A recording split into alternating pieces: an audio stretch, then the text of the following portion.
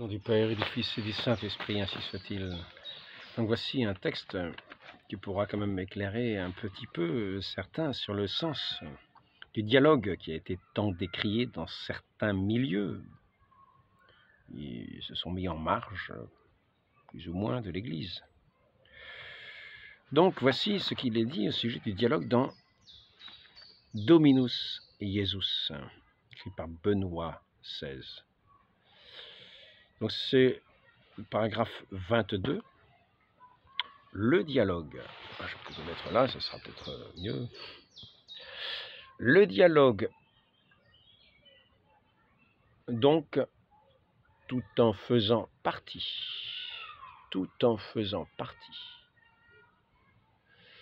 de la mission évangélisatrice, n'est qu'une des actions de l'Église.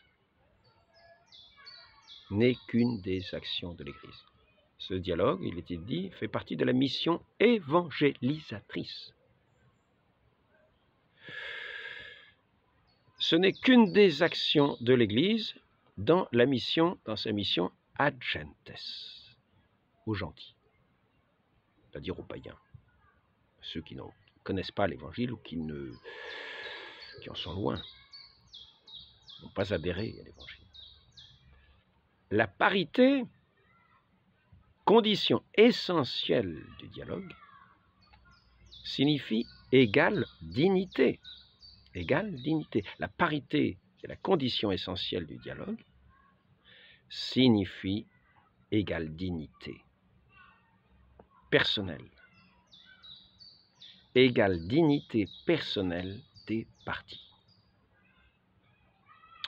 Non pas égalité des doctrines, et encore moins égalité entre Jésus-Christ, Dieu lui-même, fait homme, et les fondateurs des autres religions.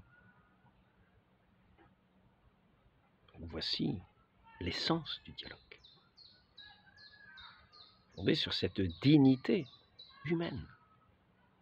Tout homme est appelé, qui est à l'image de Dieu, est appelé à être à sa ressemblance, par la diffusion, la connaissance de l'Évangile, qui se fait par le dialogue et par d'autres manières. Mais ce dialogue se fait dans ce sens de la parité, non pas des doctrines, mais dans la dignité des personnes.